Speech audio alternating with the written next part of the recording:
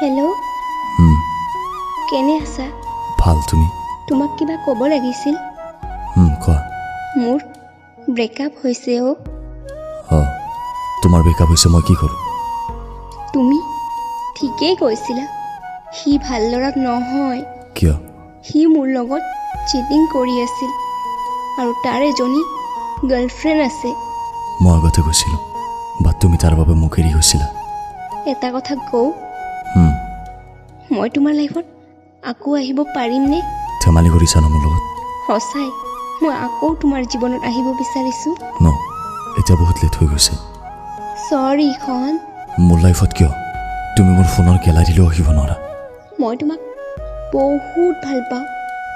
আচ্ছা, সেই ৰিজু এতিয়া মোক ভাল পাব আহিছ ন? মোৰ বহুত বেয়া লাগিছে, প্লিজ ক্ষমা কৰি দিয়া। বহুত ক্ষমা কৰিছোঁ, আৰু নকৰোঁ। আই এম ৰিয়েলি চৰি।